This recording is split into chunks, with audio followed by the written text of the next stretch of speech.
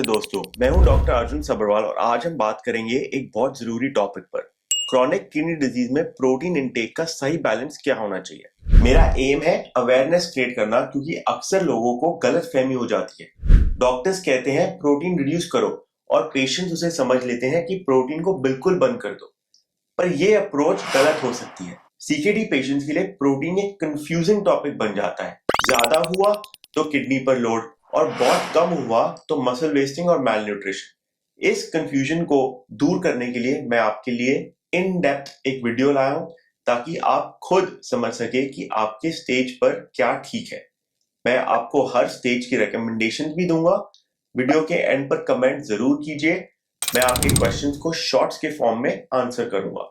और अगर आप चैनल को सपोर्ट करना चाहते हैं तो प्लीज सब्सक्राइब कीजिए या मेंबर बन जाइए। इस तरह हम मिलकर ज्यादा लोगों तक अवेयरनेस पहुंचा सकते हैं। चलिए सबसे पहले उन वजहों को समझते हैं जिनकी वजह से लो प्रोटीन डाइट सीकेडी में इतनी पॉपुलर हुई। 1960s के दौरान डॉक्टर्स ने and stage kidney disease patients पर एक बहुत कम प्रोटीन, लगभग 0.3 to 0.4 ग्राम्स पर केजी पर डे और हाई कैलोरी डाइट ट्राई की, जिससे उनकी यूरेमिक सिम्टम्स काफी हद तक कंट्रोल हुए। इससे मेडिकल कम्युनिटी में ये सोच पड़ी कि जितना प्रोटीन कम उतना किडनी के लिए अच्छा। बाद में 1980s में हाइपर फिल्ट्रेशन हाइपोथेसिस आया, जिसमें यह दिखाया गया कि हाई प्रोटीन डाइट से किडनी पर ज्यादा प्रेशर पड़ता है और ग्लोमेरुलाई जल्दी थक सकते हैं, जिसकी वजह से नेफ्रॉन लॉस हो सकता है। इस थ्योरेटिकल फ्रेमवर्क ने लो प्रोटीन डाइट को और ज्यादा मोमेंटम दिया। फिर 1990s में एक बहुत बड़ी ट्रायल हुई और इस ट्रायल से मिक्स रिजल्ट्स दिखाए। इस ट्रायल का नाम था MDRD ट्रायल, जिसमें 585 पेशेंट्स पर लो प्रोटीन डाइट टेस्ट की गई।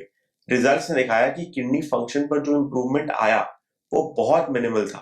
GFR डिक्लाइन जरूर थोड़ा स्लो हुआ, पर डायलिसिस डिले होने की कोई क्लियर बेनिफिट साबित नहीं हुई। फिर भी गाइडलाइंस ने एडवांस सीकेडी के लिए 0.6 ग्राम पर केजी पर डे रेकमेंड किया, क्योंकि उस टाइम डायलिसिस इतनी कॉमन नहीं थी। आज के दौर में S inhibitors, angiotensin receptor blockers, SGLT2 inhibitors और दूसरी नई दवाइयों की वजह से हम किडनी फंक्शन को ज्यादा लंबे समय तक स्टेबल रख सकते हैं। इन मॉडर्न थेरेपीज की मदद से बहुत पेशेंट्स को अब एक्सट्रीम लो प्रोटीन डाइट पर जाने की जरूरत नहीं पड़ती, क्योंकि किडनी का लोड और प्रोग्रेशन दोनों कंट्रोल में रहता है। केडीगो गाइडलाइंस भी कहती है कि अगर आपकी मेडिकल थेरेपी सही चल रही है और आपको मैल न्यूट्रिशन का रिस्क नहीं है, तो आपका प्रोटीन इंटेक थोड़ा लिबरल रख सकते हैं, लेकिन हमेशा डॉक्टर की सुपरविजन में। फिर भी पर्सनलाइजेशन बहुत जरूरी है। आपकी स्टेज, लैब्स और मसल मास के हिसाब से ही आपकी आइडियल प्रोटीन रेंज डिसाइड होगी, जिसमें आपके नेफ्रोलॉजिस्ट और डाइटिशियन आपकी मदद करेंगे। आप सोच रहे होंगे कि ओवर रिस्ट्रिक्शन में प्रॉब्लम क्या है। बिल्कुल प्रॉब्लम है। मसल वेस्टिंग, मैल न्यूट्रिशन और कमजोरी, ये सब एक्सट्रीम्स में हो सकते हैं। इसलिए कुछ डॉक्टर्स कहते हैं a low protein diet shrinks the patient to the size of their kidneys. मतलब किडनीज को थोड़ा आराम देते देते पेशेंट की ओवरऑल हेल्थ कॉम्प्रोमाइज हो जाती है। अब एक रीसेंट स्टडी पर नजर डालते हैं, जो जामा में पब्लिश हुई, जो एक काफी बड़ी जर्नल है। मैं सारे लिंक्स नीचे डिस्क्रिप्शन में डालूंगा, ताकि आपको एविडेंस बेस्ड एडवाइस मिले। इस स्टडी ने देखा कि जो ओल्डर अडल्ट्स हैं 60 ईयर्स से ऊपर, इन लोगों को प्रोटीन इंटेक हायर साइड पे दिया गया, still with in a balance range. उनमें ऑल कॉज मोर्टेलिटी रिस्क, मतलब कि डेथ का रिस्क, नोटिसेबली कम हो गया। इससे ये पता चलता है कि प्रोटीन रिड्यूस करो को हमेशा प्रोटीन बिल्कुल बंद करो समझ लेना गलत है, खासकर उन ओल्डर पेशेंट में जहां कमजोरी और इन्फेक्शन का रिस्क पहले से ही हाई है। डॉक्टर की रिड्यूस प्रोटीन की एडवाइस को आप बैलेंस तरीके से समझे, ना कि एक्सट्रीम में। और सबसे इंपॉर्टेंट, अपने नेफ्रोलॉजिस्ट और डाइटिशियन के साथ मिलकर अपनी परफेक्ट प्रोटीन मात्रा डिसाइड करें। अब हम आते हैं सीकेडी के अलग अलग स्टेजेस पर। सबसे पहले अर्ली सीकेडी स्टेज 1 और 2 में किडनी फंक्शन अभी ठीक ठीक होता है। GFR आपका 60 से ऊपर हो सकता है। यहाँ पर हमें बहुत रिस्ट्रिक्शन की जरूरत नहीं पड़ती, पर बहुत high protein intake, more than 1.5 grams पर केजी पर डे भी अवॉइड करना चाहिए। अक्सर 0.8 to 1 ग्राम पर केजी पर डे, यानी नॉर्मल रेकमेंडेड डेली अलाउंस पर रखना ठीक है। स्टेज 3A और स्टेज 3B में आपका EGFR 30 और 59 के बीच में हो सकता है, और यहाँ पर आपको अपनी एग्जैक्ट प्रोटीन रिक्वायरमेंट को फाइन ट्यून करना पड़ता है। कुछ लोग 0.8 पर रह सकते हैं। कुछ लोगों को 0.6 0.7 ग्राम पर केजी पर डे की जरूरत हो सकती है अगर प्रोग्रेशन बहुत जल्दी हो रहा है और मेडिकल ट्रीटमेंट नहीं चल रहा। स्टेज 4 एंड 5 प्री डायलिसिस, जहां पर ईजीएफआर 30 से भी नीचे जा सकता है, वहां पर लो प्रोटीन डाइट, पर not very low also, 0.6 to 0.8 ग्राम पर केजी पर डे से डायलिसिस को थोड़ा डिले करने की संभावना होती है। पर ये सब केयरफुली करना पड़ता है ताकि आप मैल नरिश ना हो जाए। कुछ लोग कीटो एनालॉग सप्लीमेंट्स लेते हैं जिससे उनकी डाइटरी प्रोटीन इंटेक अब 0.3 to 0.4 ग्राम पर केजी पर डे तक आ सकती है। ये बहुत ही स्ट्रिक्ट रेजिमेंट है और हमेशा एक एक्सपीरियंस डाइटिशियन की सुपरविजन के साथ ही होना चाहिए। तो समझना जरूरी है कि कीटो एनालॉग्स क्या है। कीटो एनालॉग्स डाइटरी सप्लीमेंट्स हैं। ये दवाइयां आपके अंडरलाइन डिजीज को रिवर्स नहीं करते। साथ ही एक और एंगल आता है, plant based versus animal based protein.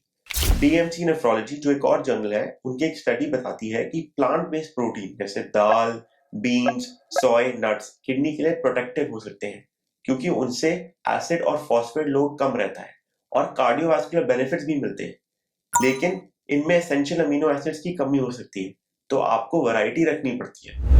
Animal based protein जैसे egg, meat, dairy high biological value होते हैं, मतलब कम क्वांटिटी में ज्यादा एसेंशियल अमीनो एसिड दे सकते हैं, और इनका फॉस्फेट, कोलेस्ट्रॉल या सैचुरेटेड फैट्स भी ज्यादा हो सकता है।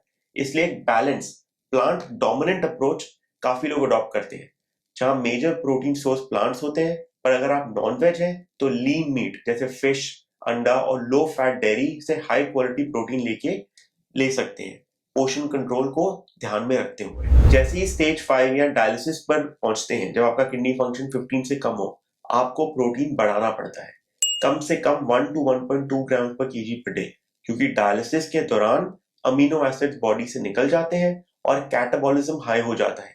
अगर आप इसे इग्नोर करते हैं तो मसल लॉस, वीकनेस और इन्फेक्शन का रिस्क बहुत बढ़ सकता है। दोस्तों, सबसे बड़ा लेसन ये है कि प्रोटीन रिड्यूस करो का मतलब बिल्कुल जीरो तक ले जाना नहीं होता। बहुत से पेशेंट्स ये गलती करते हैं, वो सोचते हैं कि अगर डॉक्टर ने बोला है कम करो तो उन्हें प्रोटीन खाना ही नहीं चाहिए। इससे सबसे बड़ी दिक्कत ये आती है कि पेशेंट प्रोटीन एनर्जी मैलन्यूट्रिशन का शिकार हो जाता है, उनका मसल मास घट जाता है, इन्फेक्शन का रिस्क बढ़ता है और कभी कभी डेथ का रिस्क भी बढ़ सकता है। इसलिए मेरी सबसे बड़ी रिकमेंडेशन ये है कि आप अपने नेफ्रोलॉजिस्ट के साथ एक क्वालिफाइड डाइटिशियन को भी इंक्लूड करें अपनी पर्सनल प्रोटीन रिक्वायरमेंट फिक्स करने। अक्सर होता है कि पेशेंट सिर्फ डॉक्टर से कंसल्ट करके जाता है या सिर्फ डाइटिशियन को दिखाता है, पर बेस्ट रिजल्ट्स तब मिलते हैं जब डॉक्टर और डाइटिशियन दोनों मिलकर आपके लैब्स, बॉडी कॉम्पोजिशन और स्टेज ऑफ सीकेडी को एनालाइज करते हैं और एक कस्टमाइज प्लान बनाते हैं। आप अर्ली सीकेडी में है तो normal recommended daily amounts 0.8 to 1 ग्राम पर केजी पर डे रख सकते हैं। हाई प्रोटीन डाइट से दूर रहें। अगर आप एडवांस स्टेजेस में है और डायलिसिस नहीं शुरू हुई तो 0.6 to 0.8 ग्राम पर केजी पर डे रेंज पर फोकस कीजिए, बहुत एक्सट्रीम मत जाइए। और जैसे ही डायलिसिस शुरू हुई, आप अपना प्रोटीन इंटेक वापस बढ़ाइए ताकि आपके कैटाबॉलिक लॉसेस से आपको बचाया जा सके। साथ में अगर हम कैलोरीज की बात करें तो 30 to 35 कैलोरीज पर केजी पर डे पर भी ध्यान रखिए, क्योंकि अगर कैलोरीज कम होंगी तो बॉडी प्रोटीन को एनर्जी के लिए यूज करेगी और मसल मास गिरना शुरू हो जाएगा। सबसे जरूरी है कि आप एक्सट्रीम्स को अवॉइड करें। मैं बार बार यही बोलना चाहता हूँ, बहुत हाई प्रोटीन या बिल्कुल लो प्रोटीन दोनों से ही डेंजर हो सकता है।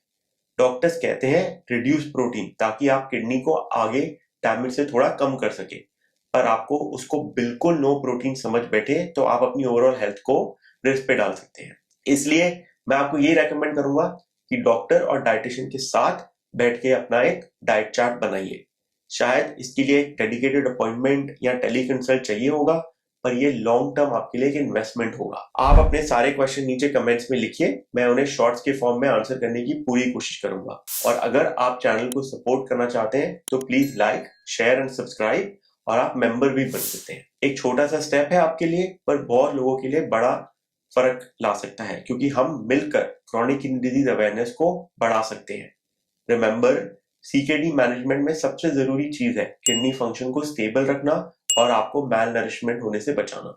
एक balanced approach, stage wise strategy और एक्सपर्ट गाइडेंस के साथ आप एक अच्छा हेल्दी लाइफस्टाइल एंजॉय कर सकते हैं। तब तक के लिए अपनी किडनीज का ध्यान रखिए, ज्यादा एक्सट्रीम्स पर मत जाइए और अपनी हेल्थ जर्नी एम्पावर करें सही जानकारी के साथ। धन्यवाद and see you in the next video.